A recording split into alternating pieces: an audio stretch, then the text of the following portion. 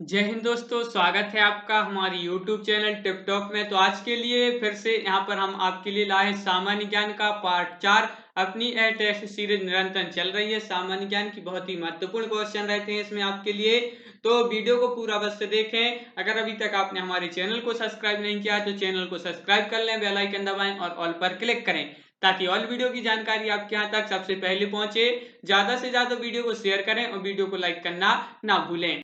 दोस्तों, आज का वीडियो शुरू करने से पहले हम थोड़ी सा बता दें आपके लिए अनअकैडमी के बारे में। अनअकैडमी लेकर आया है यहाँ पर आपके लिए फ्री प्लान, जिसमें आप एमपीपीएससी एंड व्यापम संबंध कोई सा भी एग्जाम क्रैक करना चाहते हैं तो अनअकैडमी ऐप डाउनलोड कर लें। यहाँ पर आपके लिए बहुत सारे फ्री प्लान उपलब्ध हैं, प्लस आपका सब्सक्रिप्शन भी है यहाँ पर। तो यहाँ पर हम आपके लिए बता दें फ्री प्लान में आपके लिए क्या है। तो यहाँ पर फ्री टेस्ट सीरीज है। फ्री टेस्ट सीरीज में आपके लिए यहाँ पर बता दें एमपी जो है एमपीपीएससी प्री के लिए चैंपियनशिप है 2020 के लिए। यहाँ पर अटेंड करें, फ्री मॉक टेस्ट है और इसका एनालिसिस बताया जाता है नेक्स्ट डे। एमपी के टॉप एजुकेटर यहाँ पर उपलब्ध हैं और सबसे बड़ी बात यहाँ पर है कि टॉप 3 रैंकर्स जो रहते हैं, टॉप 3 विनर्स रहते हैं, उनके लिए 1 महीने का फ्री सब्सक्रिप्शन दिया जाता है अनअकैडमी के द्वारा। तो ये जो है यहाँ पर टेस्ट होते हैं, ये टेस्ट देखिए, first test, second, third, fourth, ये जो है यहाँ पर आपके लिए डेट दी गई है। ये डेट याद रखिए। यहाँ पर टॉप 3 विनर्स के लिए 1 महीने का सब्सक्रिप्शन दिया जाता है और यहाँ पर फ्री मॉक टेस्ट है फॉर एमपी पुलिस के लिए और एसआई के लिए। तो एमपी पुलिस की तैयारी कर रहे हैं जो, उनके लिए तो अभी बहुत ही महत्वपूर्ण यहाँ पर सुनहरा अवसर है। देखिए यहाँ पर क्या है, यहाँ पर भी अटेंड फ्री मॉक टेस्ट है और एनालिसिस भी बताया जाता है और एमपी के टॉप एजुकेटर है। 1 महीने का फ्री सब्सक्रिप्शन भी यहाँ पर आपके लिए दिया गया है टॉप 3 विनर्स के लिए।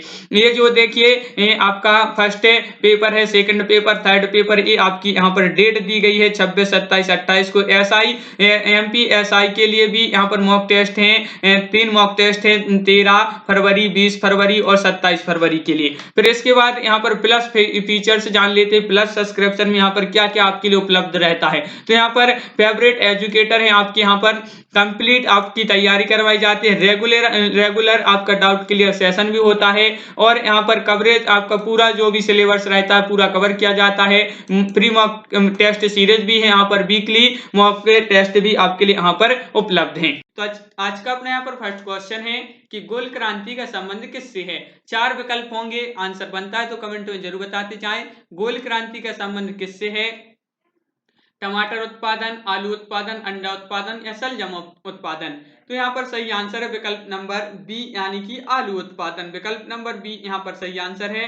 गोल क्रांति का संबंध आलू के उत्पादन से है। भारत में आलू 16वीं सदी में पुर्तगाल से लाया गया था और इसके विकास के लिए केंद्रीय आलू अनुसंधान संस्थान शिमला में इसकी स्थापना की गई थी। यह आपसे क्वेश्चन बन सकता है कि क्या है, आलू अनुसंधान संस्थान कहां पर है? शिमला। अगला क्वेश्चन है नीलगिरी के पहाड़ी क्षेत्रों में किसकी खेती की जाती है। क्वेश्चन नंबर 2 है अपने यहाँ पर। तो नीलगिरी के पहाड़ी क्षेत्रों में किसकी खेती की जाती है? चाय, रबड़, कॉफी या इलायची। तो इस प्रकार 4 विकल्प हैं। क्वेश्चन नंबर 2 का यहाँ पर सही आंसर है कॉफी। विकल्प नंबर सी सही आंसर है। जिन्होंने भी सी बताया उनका सही आंसर है, यहाँ पर कॉफी की खेती की जाती है। अगला क्वेश्चन है क्या है कि दक्षिण पश्चिमी मानसून के तत्काल बाद में बोई गई फसल को क्या कहते हैं। तो यहाँ पर देखिए, दक्षिण पश्चिम मानसून के तत्काल बाद बोई गई फसल को क्या कहते हैं? रबी, खरीफ या वर्षा पुष्ट या शुष्क खेती। तो इस प्रकार क्वेश्चन नंबर 3 और 4 विकल्प हैं और इसका सही आंसर है विकल्प नंबर बी, खरीफ फसल कहते हैं। इसको क्या कहते हैं? खरीफ फसल। खरीफ फसलों का भारतीय कृषि व देश की अर्थव्यवस्था को सुदृढ़ बनाए रखने में महत्वपूर्ण ही योगदान रहा है। पिछले कुछ वर्षों के आंकड़ों के आधार पर ये फसलें औसतन 72.6 मिलियन हेक्टेयर भूमि पर उगाई जा रही हैं और लगभग 105.9 मिलियन टन खाद्यान्नों का उत्पादन 95.7 मिलियन टन है। अगला क्वेश्चन है कि निम्नलिखित में से कौन ऊर्जा के गैर परंपरागत स्रोत की श्रेणी में आता है। तो यहाँ पर आपके लिए बताना है कि गैर परंपरागत स्रोत की श्रेणी में आता है तो क्या आता है? कोयला, पेट्रोलियम या प्राकृतिक गैस या बायोगैस। तो इस प्रकार 4 विकल्प हैं। क्वेश्चन नंबर 4 का यहाँ पर जो सही आंसर है वह है आपका विकल्प नंबर डी, यानी कि बायोगैस। बायोगैस है जो गैर परंपरागत स्रोतों के अंतर्गत आता है। और देखिए, जैव गैस या बायोगैस वह मिश्रण है जो ऑक्सीजन की अनुपस्थिति में जैविक सामग्री के विघटन से उत्पन्न होती है। यह सौर ऊर्जा और पवन ऊर्जा की ही नवीकरणीय ऊर्जा स्रोत है। बायोगैस स्थानीय उपलब्ध कच्चे पदार्थों में कचरा से पैदा की जा सकती है। यह पर्यावरण मित्र और CO2 न्यूट्रल है। अगला क्वेश्चन है, भारत की कुल ऊर्जा खपत में निम्नलिखित साधनों के योगदान के आधार पर इनका सही अवरोही क्रम है। तो यहाँ पर सही अवरोही क्रम बताना है। अवरोही क्रम क्या है? 4 विकल्प हैं, कोयला, पेट्रोलियम, जल विद्युत, प्राकृतिक गैस। कोयला, पेट्रोलियम, प्राकृतिक गैस, जल विद्युत। पेट्रोलियम, कोयला, प्राकृतिक गैस, जल विद्युत। पेट्रोलियम, कोयला, जल विद्युत, प्राकृतिक गैस। तो यहाँ पर जो सही आंसर है वह है आपका विकल्प नंबर 1। क्या है विकल्प नंबर 1 में? कोयला, पेट्रोलियम, जल विद्युत और प्राकृतिक गैस। विकल्प नंबर 1 यहाँ पर सही आंसर होगा। अगला क्वेश्चन है, निम्नलिखित में से कहां से उत्तम किस्म के लोहे अयस्क की प्राप्ति होती है? बहुत ही महत्वपूर्ण क्वेश्चन है। यह सभी लोग आंसर बताएंगे। क्वेश्चन नंबर 6 का क्या है इसका सही आंसर? निम्नलिखित में से कहां से उत्तम किस्म के लोहे अयस्क की जो प्राप्ति होती है वह होती है कहां से?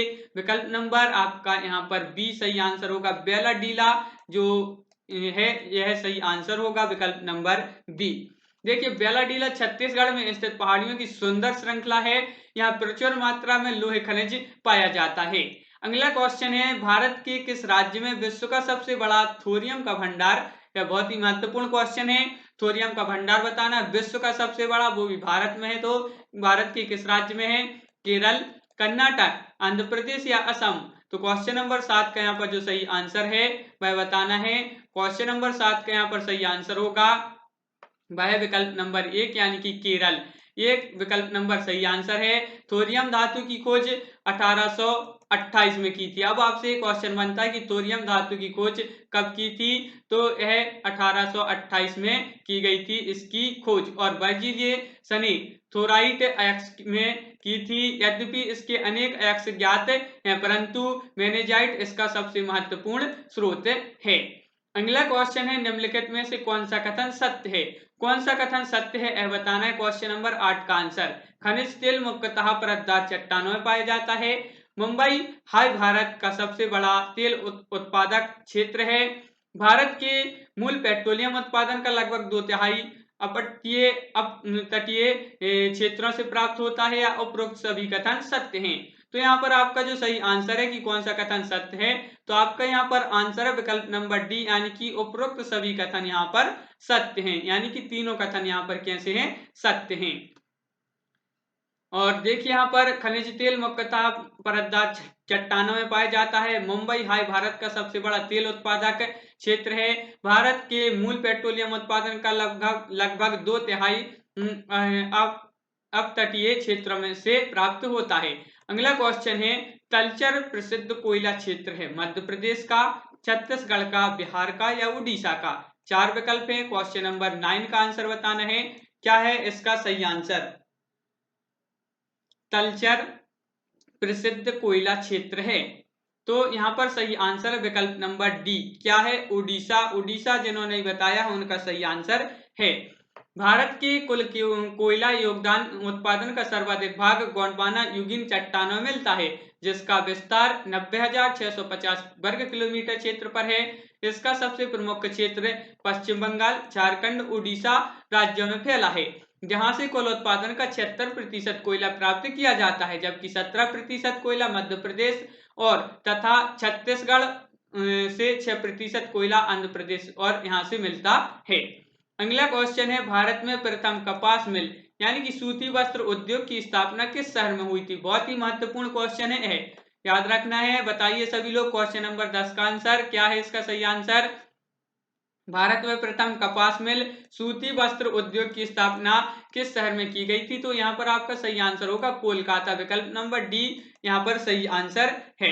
देखिए, आधुनिक ढंग की सूती वस्त्र की पहली मिल की स्थापना 1818 कोलकाता के समीप पोर्ट ग्लास्टर में की गई थी। यह भी आपके लिए याद रखना है, सन कब की गई थी इसकी स्थापना? 1818 में। किंतु यह असफल रही, परंतु पुनः इसको 1851 मुंबई में एक मिल स्थापित की गई जो असफल रही। सबसे पहला सफल आधुनिक कारखाना 1854 में मुंबई में ही काउसजी डाबर द्वारा खोला गया, जिसमें 1956 में उत्पादन प्रारंभ हुआ। सॉरी 1856 में उत्पादन प्राप्त हुआ। अगला क्वेश्चन है, बरौनी निम्न में से किस उद्योग के लिए प्रसिद्ध है? बरौनी बताना है तेल शोधन उद्योग, चमड़ा उद्योग, लोह इस्पात उद्योग या कागज उद्योग। 4 विकल्प हैं। क्वेश्चन नंबर 11 का यहाँ पर सही आंसर बताना है। बरौनी जो है किस उद्योग के लिए प्रसिद्ध है? तो यहाँ पर क्वेश्चन नंबर 11 का राइट आंसर विकल्प नंबर 1 तेल शोधन उद्योग। तेल शोधन उद्योग यहाँ पर विकल्प नंबर 1 यहाँ पर सही आंसर है। देखिए बिहार में तेल शोधक कारखाना बेगूसराय के बरौनी में है। यह बिहार में है और जो सोवियत संघ की मदद से स्थापित किया गया था। और बरौनी उत्तरी बिहार का प्रमुख औद्योगिक नगर है। बरौनी में तेल शोधन कारखाना और ताप शक्ति संयंत्र भी हैं। गंगा पर सड़क पुल और रेल पुल है और प्रमुख राजमार्गों और रेल और जलमार्गों से जुड़ा यह नगर एक कृषि व्यापार केंद्र भी है। बरौनी नगर के महाविद्यालय ललित नारायण मिथिला विश्वविद्यालय से संबंधित है। अगला क्वेश्चन है, जॉर्ज ऑकलैंड ने सर्वप्रथम भारत में 1855 में ईस्वी में किस स्थान पर जूट की मिल स्थापित की थी या स्थापना की थी? तो बताइए कहां पर की थी, यह बताना है। क्वेश्चन नंबर 12 का आंसर क्या है? क्वेश्चन नंबर 12 का आंसर जॉर्ज ऑकलैंड ने सर्वप्रथम भारत में कब? 1855 ईस्वी में। तो किस स्थान पर जूट मिल की स्थापना की थी? तो यहाँ पर सही आंसर है क्या है? रिसरा में। रिसरा में विकल्प नंबर 1 सही आंसर है। भारत जूट से बनी वस्तुओं का सबसे बड़ा उत्पादक तथा दूसरा सबसे बड़ा निर्यातक देश है। भारत में सर्वप्रथम 1859 ईस्वी में कोलकाता के निकट निसरा में हुगली नदी के किनारे जूट मिल की स्थापना की गई थी। भारत संपूर्ण विश्व के 35% जूट के सामानों का निर्यात करता है। अगला क्वेश्चन है, भारत के किस राज्य को चीनी का कटोरा कहा जाता है? बहुत ही महत्वपूर्ण क्वेश्चन है। चीनी का कटोरा कहा जाता है तो वह भारत का कौन सा राज्य है? उत्तर प्रदेश, पंजाब, आंध्र प्रदेश, बिहार। तो क्वेश्चन नंबर 13 है और 13 का यहाँ पर जो सही आंसर होगा वह है क्या है? उत्तर प्रदेश, विकल्प नंबर 1। विकल्प नंबर 1 जिन्होंने बताया है उनका सही आंसर है। देखिए भारत के उत्तर प्रदेश को चीनी का कटोरा कहा जाता है। विश्व का चीनी का कटोरा क्यूबा को कहा जाता है। अब यहाँ पर आपसे पूछा भारत का, तो भारत का तो किसको कहा जाता है? उत्तर प्रदेश को। लेकिन विश्व का चीनी का कटोरा कहा जाता है तो क्यूबा देश को कहा जाता है। अगला क्वेश्चन है, राष्ट्रीय राजमार्ग संपूर्ण देश के सड़क परिवहन का लगभग कितना प्रतिशत यातायात संपन्न कराती है? तो कितना प्रतिशत संपन्न कराती है यह बताना है। 20%, 40%, 60% या 80%।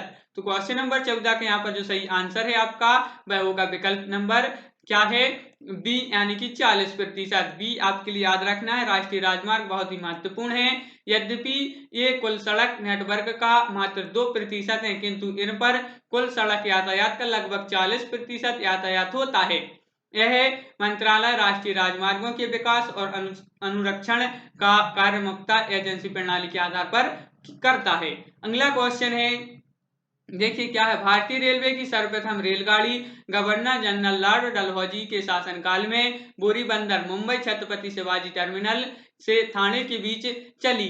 तो यह बताना है कब चली थी। सन बताना है आपके लिए 16 अप्रैल 1851 को, 16 अप्रैल 1853 को या 15 अगस्त 1853 को, 15 अगस्त 1854 को। तो इस प्रकार 4 विकल्प हैं और इसका सही आंसर है क्या है? विकल्प नंबर बी आपका यहाँ पर सही आंसर होगा। 16 अप्रैल 1853 को विकल्प नंबर बी यहाँ पर सही आंसर है। देखिए क्या है, सन 1853 में बहुत ही मामूली शुरुआत से जब पहली अप ट्रेन ने मुंबई से ठाणे तक 34 किलोमीटर की दूरी तय की थी और अब भारत रेल विशाल नेटवर्क में विकसित हो चुका है और इसके यहाँ पर देखिए 1,15,000 किलोमीटर मार्ग की लंबाई पर 7,172 स्टेशन फैले हुए हैं। अगला क्वेश्चन है, भारत के किस नगर में 2 रेलवे जोन का मुख्यालय है? तो बताइए। यहाँ पर 4 विकल्प हैं आपके सामने, सभी लोग आंसर बताएंगे। बहुत ही महत्वपूर्ण क्वेश्चन है। क्वेश्चन नंबर 16 भारत के किस नगर में 2 रेलवे जोन का मुख्यालय है? तो यहाँ पर सही आंसर होगा विकल्प नंबर सी। विकल्प नंबर सी यानी कि मुंबई। मुंबई यहाँ पर सही आंसर है। अगला क्वेश्चन है, क्या है? निजी क्षेत्र में देश का पहला अंतर्राष्ट्रीय हवाई अड्डा कहाँ निर्माणाधीन है? तो कोच्चि में, हैदराबाद में, मोप्पा में या गुवाहाटी में? तो 4 विकल्प हैं। क्वेश्चन नंबर 17 का आंसर बताना है। बहुत ही महत्वपूर्ण क्वेश्चन है। निजी क्षेत्र में देश का पहला अंतर्राष्ट्रीय हवाई अड्डा कहाँ निर्माणाधीन है? तो इसका सही आंसर है कोच्चि। कोच्चि विकल्प नंबर 1 सही आंसर है। एयर इंडिया भारत की ध्वजवाहक विमान सेवा है। यह भारत सरकार की चलाई हुई 2 विमान सेवाओं में से एक है। दूसरी है, कौन सी है? इंडियन एयरलाइंस, जिसका एयर इंडिया में विलय हो चुका है। एयर इंडिया का कार्यवाहक केंद्र मुंबई का छत्रपति शिवाजी अंतरराष्ट्रीय हवाई अड्डा है। अगला क्वेश्चन है, क्या है? मार्मागांव पत्तन स्थित है।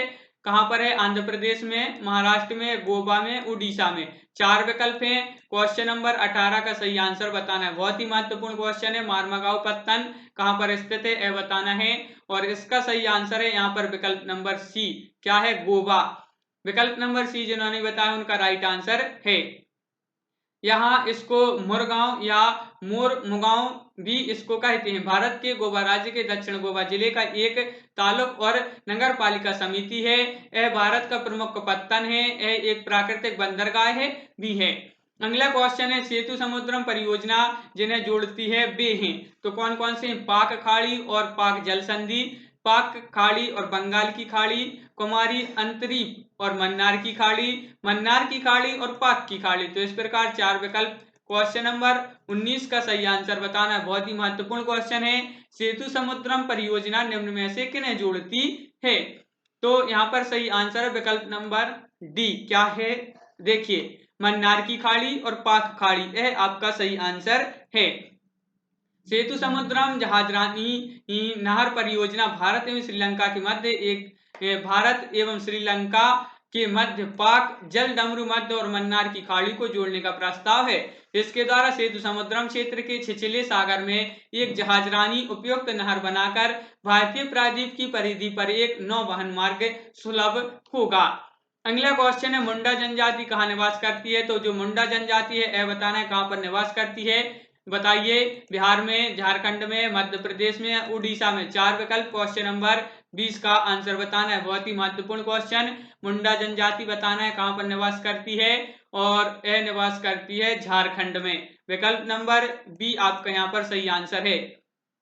मुंडा भारत की एक जनजाति है जो मुख्य रूप से झारखंड के छोटा नागपुर क्षेत्र में निवास करती है। झारखंड के अलावा बिहार, पश्चिम बंगाल, उड़ीसा आदि भारतीय राज्यों में भी रहती है। इनकी भाषा मुंडारी ऑस्ट्रो एशियाटिक परिवार की एक प्रमुख भाषा है। इनका जो भोजन है मुख्य रूप से धान, मंडूरा, मक्का, जंगल के फल फूल, कंदमूल हैं। वे सूती वस्त्र पहनते हैं। महिलाओं के लिए विशेष प्रकार की साड़ी होती है जिसे 12 हथिया बारकी लजा कहते हैं।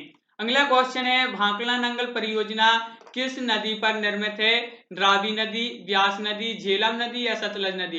तो क्वेश्चन नंबर 21 का आंसर बताना है। बहुत ही महत्वपूर्ण क्वेश्चन है। भांकड़ा नांगल बांध परियोजना जो है किस नदी पर है? तो आपका सही आंसर होगा सतलज। विकल्प नंबर डी यहाँ पर सही आंसर है।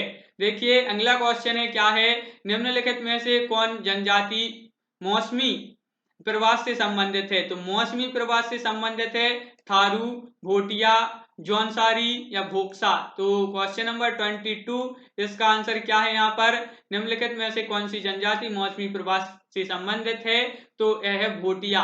भोटिया विकल्प नंबर बी यहाँ पर सही आंसर है। बी जिन्होंने बताया उनका सही आंसर। भोटिया उत्तराखंड की एक प्रमुख जनजाति है जो उत्तराखंड और तिब्बत के सीमावर्ती हिमालय की घाटियों में रहती है। ये खानाबदोश लीग लोग ग्रीष्म ऋतु में बुग्याल में चले जाते हैं और शरद ऋतु में वापस घाटियों में लौट आते हैं। अगला क्वेश्चन है, किस राज्य में राष्ट्रीय उद्यान वैली ऑफ फ्लावर्स स्थित है? तो बहुत ही महत्वपूर्ण क्वेश्चन है। बताइए, क्वेश्चन नंबर 23 का right answer valley of flowers तो कहां पर है? यह राष्ट्रीय उद्यान उत्तराखंड में, जम्मू कश्मीर में, हिमाचल प्रदेश में, केरल में?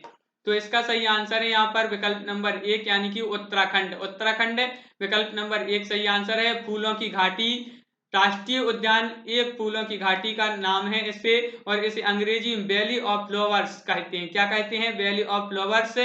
और यह भारतवर्ष के उत्तराखंड राज्य के गढ़वाल क्षेत्र में है। यह फूलों की घाटी विश्व संगठन यूनेस्को द्वारा सन 1982 में घोषित विश्व धरोहर स्थल नंदा देवी अभ्यारण्य, नंदा देवी राष्ट्रीय उद्यान का एक भाग है। अगला क्वेश्चन है रणथंभौर वन्य प्राणी अभ्यारण्य है, यह भारत के किस प्रदेश में है तथा किसके लिए प्रसिद्ध है? तो यह भी बताना है किसके लिए प्रसिद्ध है और भारत के किस प्रदेश में स्थित है। गुजरात में बब्बर शेर, राजस्थान काला हिरण, राजस्थान बब्बर शेर या गुजरात जंगली गधा। तो इस प्रकार बताइए क्या होगा इसका सही आंसर क्वेश्चन नंबर 24 का। और इसका सही आंसर है विकल्प नंबर सी, यानी कि राजस्थान बब्बर शेर। जो रणथंभौर वन्य प्राणी अभ्यारण्य है यह भारत के राजस्थान राज्य में है और यह किसके लिए प्रसिद्ध है? बब्बर शेर। विकल्प नंबर सी यहाँ पर सही आंसर है। देखिए यहाँ पर रणथंभौर राष्ट्रीय उद्यान राजस्थान के सवाई माधोपुर जिले में स्थित है। यह उत्तर भारत के बड़े राष्ट्रीय उद्यानों में गिना जाता है। 392 वर्ग किलोमीटर में फैले इस उद्यान में अधिक संख्या में यहाँ पर बरगद के पेड़ दिखाई देते हैं। यह उद्यान बाघ संरक्षित क्षेत्र है। राष्ट्रीय अभ्यारण्य अपनी खूबसूरती, विशाल परिक्षेप और बाघों की मौजूदगी के लिए विश्व भर में प्रसिद्ध है। अभ्यारण्य के साथ साथ यहाँ एक ऐतिहासिक दुर्ग भी पर्यटकों को अपनी ओर आकर्षित करता है। लंबे समय से यह राष्ट्रीय उद्यान और उसके नजदीक स्थित रणथंभौर जो दुर्ग पर्यटकों को विशेष रूप से प्रभावित करता है। अगला क्वेश्चन है पेरियार वन्य पशु विहार किस राज्य में स्थित है? क्वेश्चन नंबर 25 का आंसर बताना है। केरल, तमिलनाडु, कर्नाटक या तेलंगाना। तो इसका सही आंसर है यहाँ पर क्या है? तो इसका सही आंसर है केरल। विकल्प नंबर यहाँ पर एक यहाँ पर सही आंसर है केरल। देखिए पेरियार राष्ट्रीय उद्यान दक्षिण भारत के केरल राज्य में स्थित है। यह राष्ट्रीय उद्यान एक बाघ संरक्षित क्षेत्र है। उद्यान सन यहाँ पर क्या है 1040 से पेरियार नदी के परिक्षेत्र में स्थित है। पेरियार उद्यान को वर्ष यहाँ पर 1958 से हाथी संरक्षण परियोजना के अंतर्गत भी लाया गया। यहाँ नदी के गहरे जल में हाथी तैरने का अभ्यास भी करते हैं। नीलगाय, सांभर, भालू, चीता तथा तेंदुआ आदि जंगली जानवर भी यहाँ पर पाए जाते हैं। अगला क्वेश्चन है भारत में जन्म लेने वाले एक अरब्बे शिशु कन्या का क्या नाम रखा गया? तो बहुत ही महत्वपूर्ण क्वेश्चन है क्वेश्चन नंबर 26। क्या है इसका सही आंसर? क्वेश्चन नंबर 26 का आंसर, तो इसका आंसर है आस्था। आस्था यहाँ पर सही आंसर है। यहाँ पर देखिए 11 मई 2000 को भारत में एक अरब्बे शिशु के रूप में जन्म लेने वाली कन्या को आस्था नाम दिया गया था। दिल्ली के यहाँ पर दिल्ली के सफदरगंज जो अस्पताल में इसका यहाँ पर जन्म हुआ था इनका। अगला क्वेश्चन है क्वेश्चन नंबर 27 की वर्ष 2011 की जनगणना के अनुसार देश में 2001 से 2011 दशक के दौरान जनसंख्या वृद्धि दर कितने प्रतिशत रही है? तो जनसंख्या वृद्धि दर बताना है 2001 से 2011 के दशक के बीच। तो इसका जो सही आंसर है वह है विकल्प नंबर एक, यानी कि क्या है 17.7%। 17.7% यह सही आंसर है विकल्प नंबर एक। अगला क्वेश्चन है 2011 की जनगणना के अनुसार बिहार का जनसंख्या घनत्व कितने व्यक्ति प्रति वर्ग किलोमीटर है? यह बताना है क्वेश्चन नंबर 28 का आंसर। बहुत ही महत्वपूर्ण क्वेश्चन है और इसका सही आंसर है विकल्प नंबर डी, यानी कि 1106। 1106 है आपका सही आंसर है। अगला क्वेश्चन है 2011 की जनगणना में भारत में ग्रामीण जनसंख्या का प्रतिशत था। तो बहुत ही महत्वपूर्ण क्वेश्चन है। यहाँ पर देखिए क्या है कि 2011 की जनगणना के अनुसार भारत में ग्रामीण जनसंख्या का प्रतिशत था तो कितना था? तो यहाँ पर सही आंसर है विकल्प नंबर एक, यानी कि 68.8%।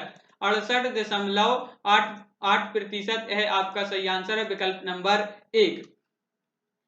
यहाँ पर देखिए शहरीकरण के स्तर में 2001 की जनगणना में यहाँ पर 27.81% से 2011 की जनगणना में 31.16% की वृद्धि हुई। ग्रामीण जनसंख्या के अनुपात में 72.19 से यहाँ पर 68.84% की यहाँ पर गिरावट आई। अगला क्वेश्चन है 2011 की जनगणना के अनुसार साक्षरता आंकड़ों के विषय में निम्नलिखित में से कौन सा कथन सत्य नहीं है? सत्य नहीं है कथन वह बताना है साक्षरता दर में काफी सुधार हुआ। 2001 से 2011 के दौरान साक्षरता जनसंख्या में वृद्धि हुई, या भारत में साक्षरता दर 73.0% आंकलित की गई है, केरल में 100% साक्षरता पाई गई है। तो इसका जो सही आंसर है क्वेश्चन नंबर 30 का वह है विकल्प नंबर डी कि केरल में 100% साक्षरता पाई गई है। यह जो कथन है यह कैसा है? असत्य है, सत्य नहीं है। देखिए 2011 की जनगणना के अनुसार देश में औसत साक्षरता 74.04% है और 2011 में केरल की साक्षरता यहाँ पर 93.91% है। केरल में है कितनी है? 2011 के अनुसार है 93.91%। यहाँ पर जान लेते हैं अनअकैडमी के प्लस सब्सक्रिप्शन में और फ्री में क्या अंतर है। यहाँ पर तो सबसे पहले आपके लिए अनअकैडमी ऐप डाउनलोड करना है और यहाँ पर हम आपके लिए बता दें फ्री में आपके लिए क्या है। फ्री में आपको यहाँ पर प्री लिमिटेड सिलेबस है, लिमिटेड प्रैक्टिस टेस्ट है, लिमिटेड पीडीएफ नोट्स हैं और लिमिटेड आपके डाउट क्लियर सेशन है और एमपी के टॉप एजुकेटर हैं। और अगर प्लस सब्सक्रिप्शन में बात करें इसमें क्या है तो यहाँ पर आपका कंप्लीट सिलेबस है, अनलिमिटेड प्रैक्टिस टेस्ट है, अनलिमिटेड पीडीएफ नोट्स हैं और अनलिमिटेड रेगुलर आपका यहाँ पर डाउट क्लियर सेशन होता है और टॉप एजुकेटर हैं। ये जो है अनलिमिटेड आपका यहाँ पर उपलब्ध है प्लस सब्सक्रिप्शन में। यहाँ पर जब भी आप सब्सक्रिप्शन लें तो Sumit Jain referral code use अवश्य करना है आपके लिए, तभी आपके लिए यहाँ पर 10% डिस्काउंट है अभी जो है चल रहा है यहाँ पर।